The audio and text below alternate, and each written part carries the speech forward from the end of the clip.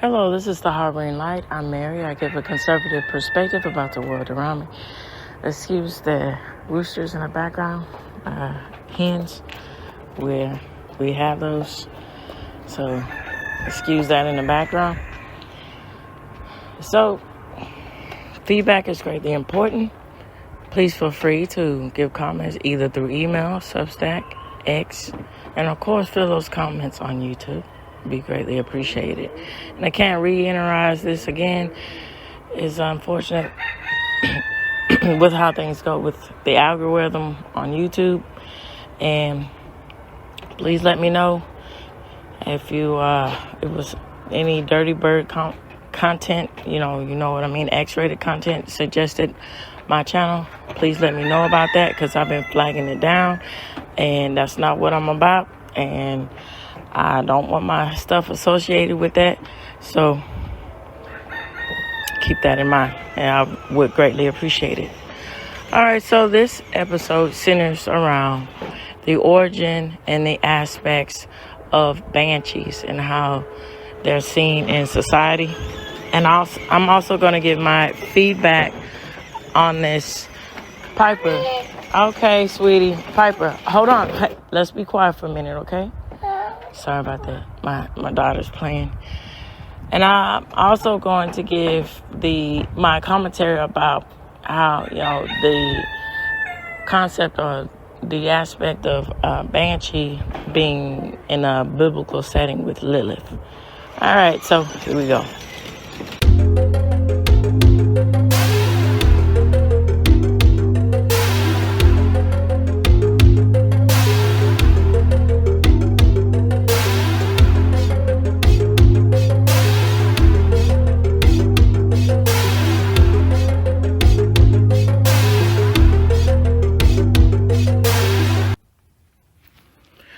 All right, so I want to give my thoughts about banshees and how they're reflected in society and in the biblical aspect of banshees.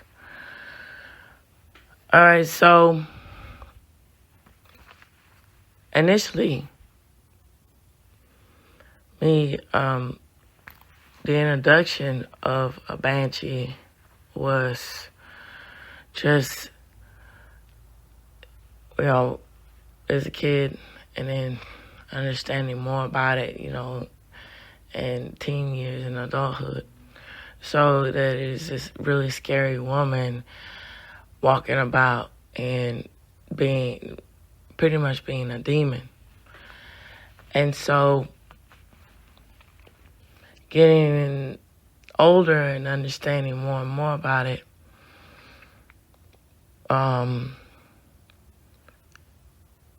it seemed as if it was a reflection about the aspects of power and the determination of the way that the aspects of being controlling and the determination of being controlling what that fate has for the aspects of femininity. And so when it goes into these things, it's really prevalent, and I'll go into more detail about the aspects of everything when I'm talking about Lilith and that whole story. So I don't quite know the origin of that, of why that came to be, but from my theory, I think it's a thing that just popped up because of feminism. And so it's another means to an end to say that the aspect of being not subjective, but being submissive to your husband was something that was a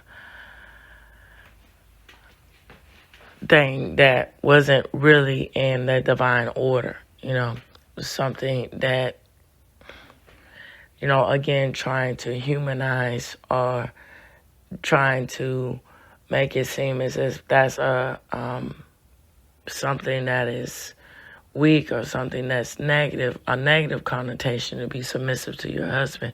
And also another attack of the Christian faith of being a spiritual person, that somehow that is, again, being spiritual and particularly being Christian, that's somewhat flawed thinking about being submissive to your husband, that you're not a forward person, you're not of modernity,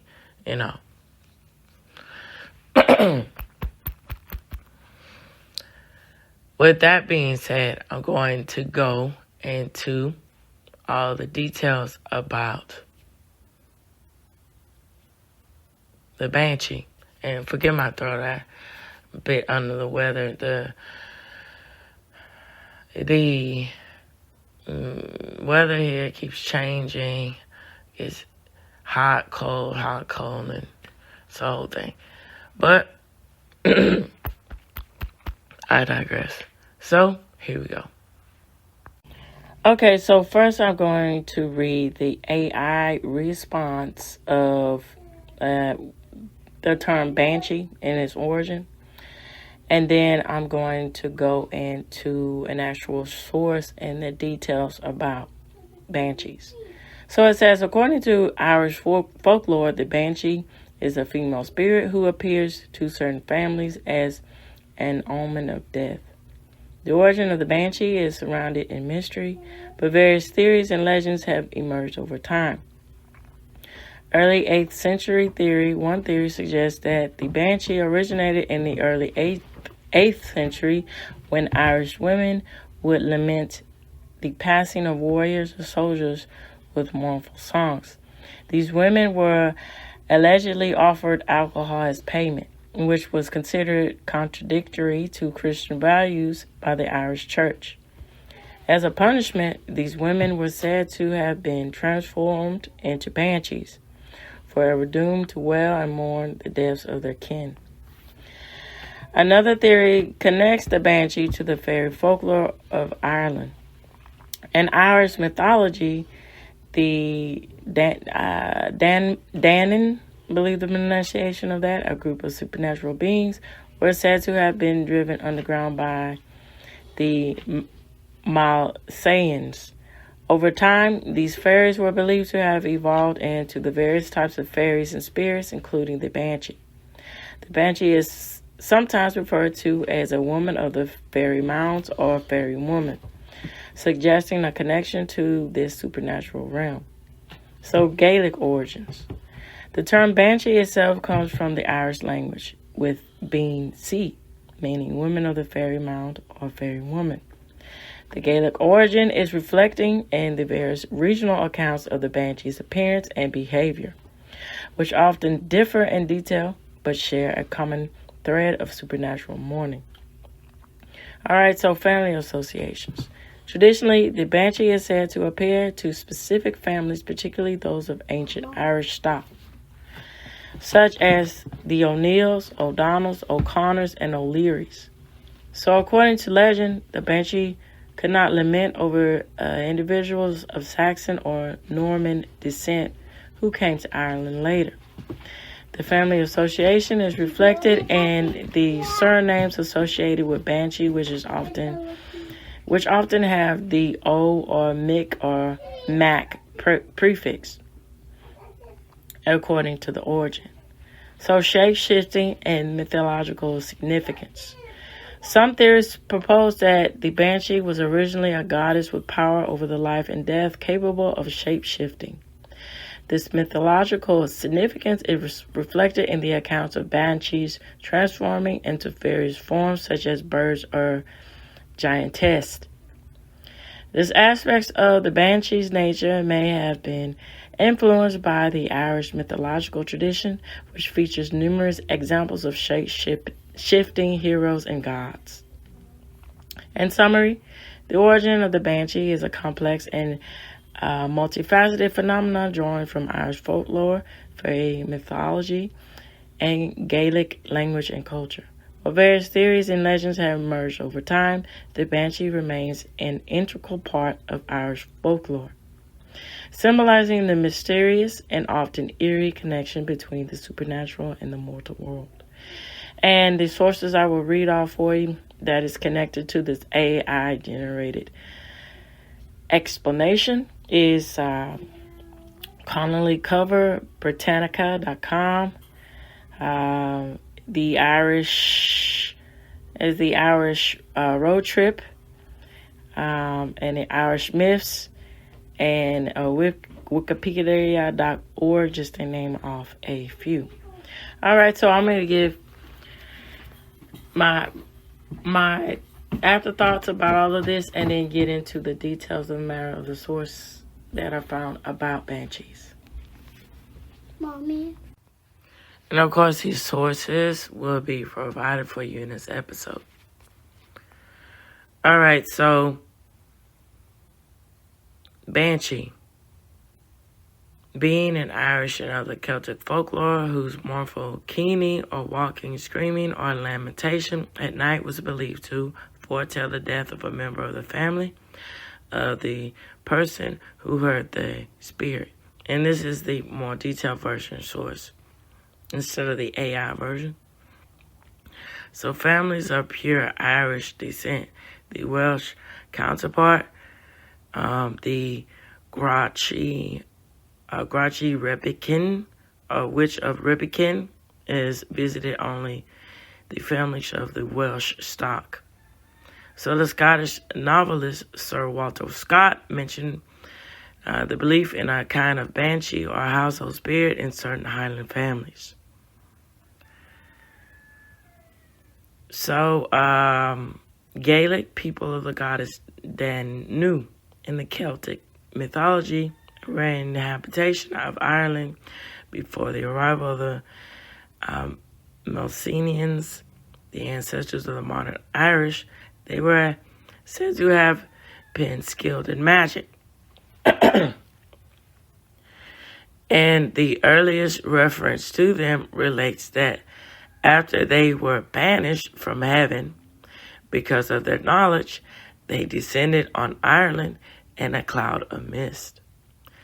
They were thought to have disappeared in the hills when overcome by the Mycenaeans. So the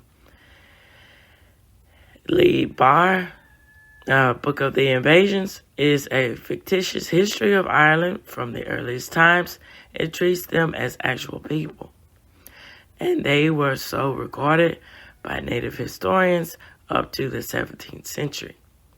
So in popular legends, they have become associated with the numerous fairies still proposed to inhabit the Irish landscape. So fairy, a mythical being of folklore and romance, usually having magical powers and dwelling on the earth in close relationship with humans. It can appear as a dwarf creature, typically having green clothes and hair, living in the ground or in a stone heap, and characteristically exercising magic powers to be benevolent. So to be benevolent ends as a diminutive sprite, commonly in the shape of a delicate, beautiful, ageless, wingless woman dressed in white clothing. So, inhabiting fairyland, but making usually well-intentioned intervention in personal human affairs, or as a tiny, mischievous, and protective creature generally associated with a household earth. Okay, so I'm getting to the aspects about Lilith. So, as I was mentioning earlier about Lilith, I think it was just an aspect of actually saying, without saying, that the linear passage of Adam and Eve is actually a correction of what went on as far as the notation of Lilith, that Lilith in herself was of equal status of Adam, and that's how the order is originally thought of between man and women. And then, so, when you, and then I'm going to read in the details and, find it quite fascinating in the research that I found about the the origin of Lilith, what the goddess of her, where that comes from. But it's just one of those things to look at it on this surface level. What are you actually saying by saying these things and uplifting these things, and then presenting these things in main culture, mass media, saying as if this again is Lilith. The character of Lilith is a omission out of the canon because who created the canon? They can't really handle. They don't really appreciate the aspect of a strong woman, when in actuality, if you have that connotation of masculine traits as a woman, that's not really strong in itself, because you're not protecting the essence and the biology of what you come from, the roots of what femininity is all about. So that, and you're saying what are you actually saying? You're saying you're test who you actually are. And so one of those things, too, looking at it personally about the aspect of Christianity, the Christian text.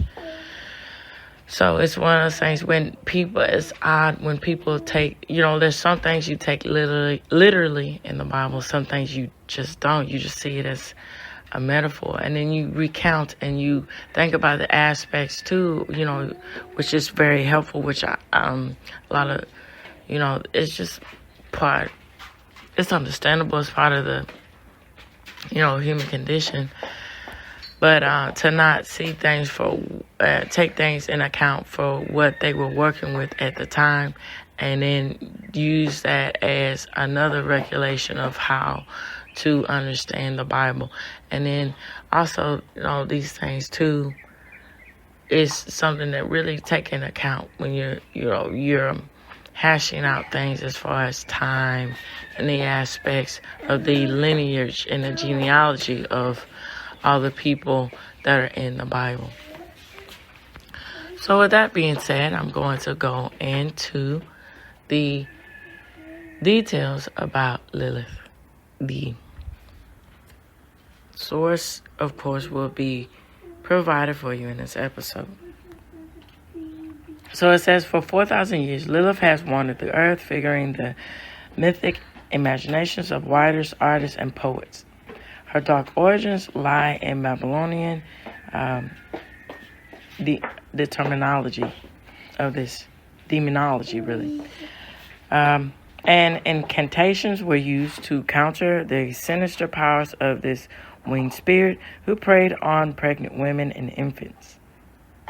Lilith next migrated to the world of the ancient Hittites, Egyptians, Israelis, and Greeks. She makes a solitary appearance in the Bible as a wilderness demon shunned by the prophet Isaiah. In the Middle Ages, she reappears in Jewish sources as the dreadful first wife of Adam. In the Renaissance, Michelangelo portrayed Lilith as a half-woman, half-serpent, coiled around the tree of knowledge. Later, her beauty would captivate the English poet Dante Gabriel Rossetti. Her enchanted hair, he wrote, was the first gold. Irish novelist James Joyce cast her as the patron of deleting your child. And wow, that is rough. And then this without saying, and what are you saying about that? Like,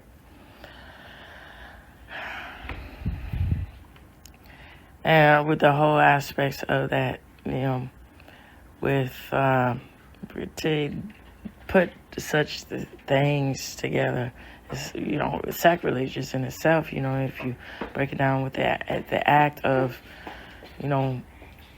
which this whole thing with the aspect of abortion and things of that nature. Yeah, hold on, sweetie. Okay, baby. As soon as I finish, I'm gonna make food for you. Okay, I'm gonna make oatmeal for you. Okay. So, if you put it in this context, now this is a thing within itself, it's still going to be the things, right to choice, and it's going to, but, I'm full a full proprietor, if you can't guess that or not, of pro-life. And so, with that being said, I don't know, it's one of those things, if these people who push this thing about pro-choice would see this aspect too, about, and then, you just give it the benefit of the doubt. Maybe it's just discretion of youth, maybe it's this, maybe it's that, to each his own with that. But, see, that is actually the process of,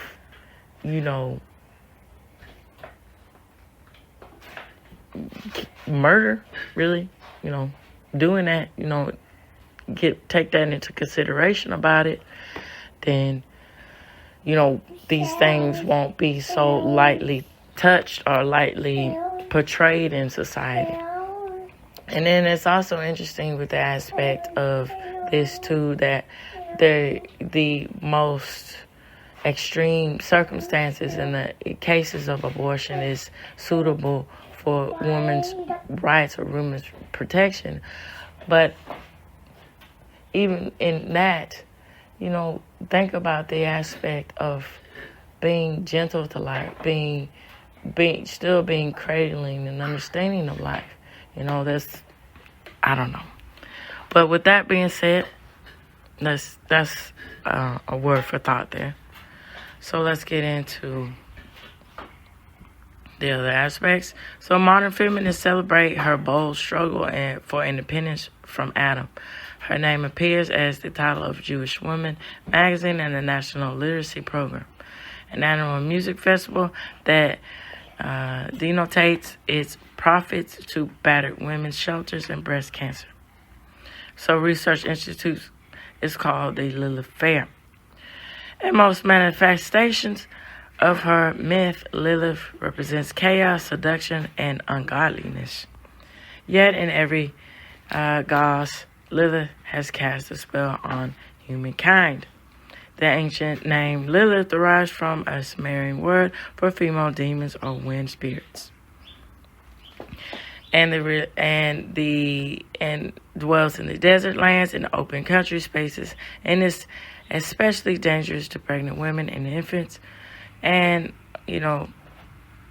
how she's presented, her breasts are filled with poison, not milk, and is a very frustrated and infertile female who behaves aggressively towards young man.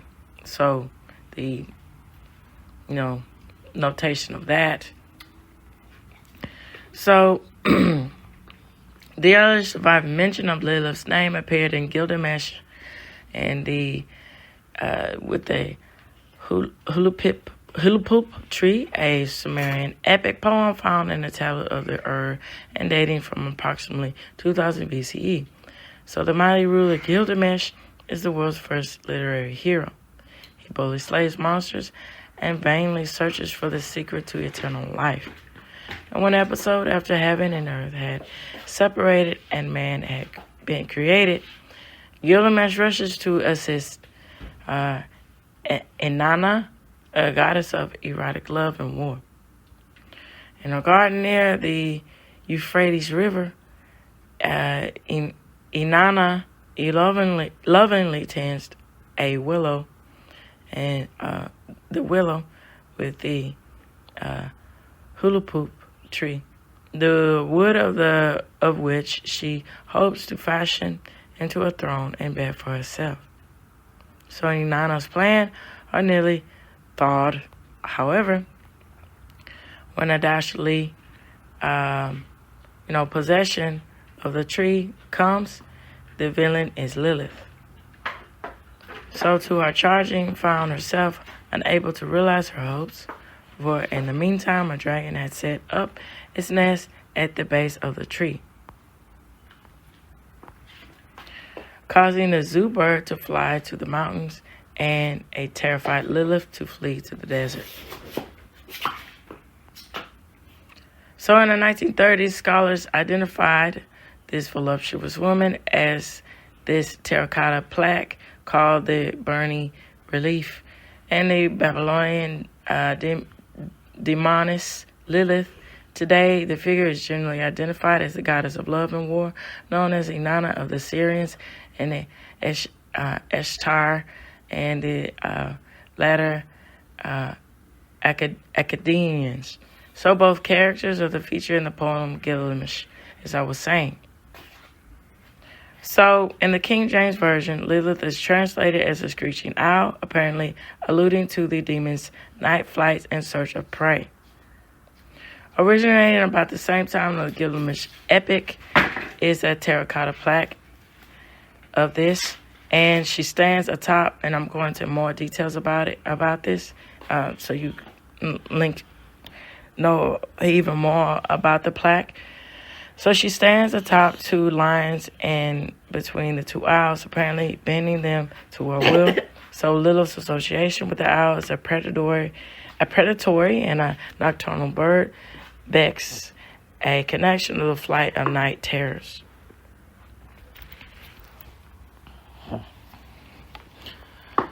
Over time, people throughout the Near East became increasingly familiar with the myth of the Lilith. So I'm going back to the book of Isaiah. So, as in Isaiah 34, a Hebrew prophecy spanning many years, the book has 39 chapters, frequently referred to as the first Isaiah, and can be assigned to the time when the prophet lived, approximately 742 to 701 BCE. So so it'd be 701, 742 BCE. Throughout the book of Isaiah, the prophet encourages God's people to avoid entanglements with foreigners who worship alien deities. In chapter 34, a sword-wielding Yahweh seeks a vengeance on the infantile Midianites. So Yahweh is a Hebrew version of saying of God, So for now, the permanable of the outsiders and foes of the ancient Israelites, according to this power, apocalyptic that is, poem idiom will become a chaotic desert land where the soul is not fertile and wild animals roam. Wildcats shall meet hyenas, goat demons shall greet each other. Thereto the Lilith shall respond, and after herself a resting place. Isaiah 34:14. The Lilith demon was apparently so well known to Isaiah's audience that no explanation of her identity was necessary.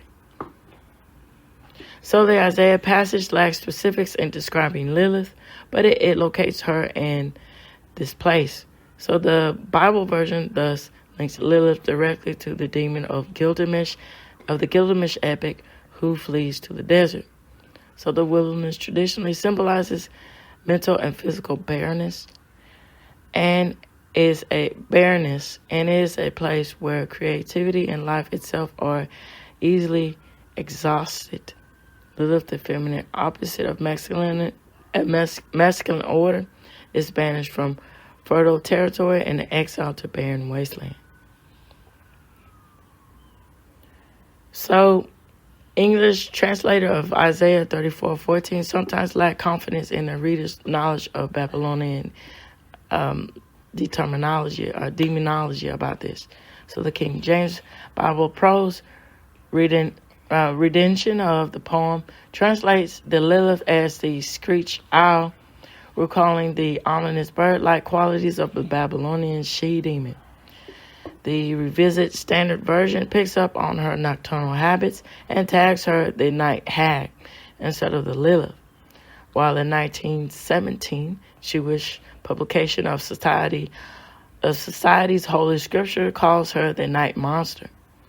The Hebrew text, in its best translation, employs the word Lilith and the Isaiah passage, but other versions are true to her ancient image as a bird night creature, also known as a hag. While Lilith is not mentioned again in the Bible, she does resurface in the Dead Sea Scrolls from the Quorum sect, as engrossed with demonology, and Lilith appears in the Song of Sage, a hymn possibly used in exorcisms. And it goes into detail about that. So it says, "And I, the sage, sound the majesty of his beauty to terrify and confound as the spirits of destroying angels and the spirits of the demons, Lilith with a strike suddenly to lead astray the spirits understanding and to make desolate of the heart." Wow. So, centuries after the Dead Sea Scrolls were written, learned rabbis completed the Babylonian Talmud. Final editing circa 500 to 600 CE, and female demons journeyed into scholarly Jewish inquiries. So the Talmud, the name comes from the Hebrew word meaning study, is of the legal discussion, tales of great rabbis, and meditations on Bible passages. So the Talmud refers to Lilith or a few, but they provide a glimpse of what intellectuals thought about her. So the Talmud's Lilith recalls older Babylonian images. For her, she has long hair and wings. So the Talmud image of Lilith also reinforces older impressions of her as a succubus, along the lines a demon in female form who has, is intimate with man while the men were sleeping. So this is the unwholesome practice is linked to Lilith as she powerfully embodies the demon lover myth. So with this said, and I'm closing out with everything with the aspect of banshees and the aspects of Lilith being associated with this, and the aspect of Lilith in itself. It's just quite interesting with these tales, with it was saying about the aspect of the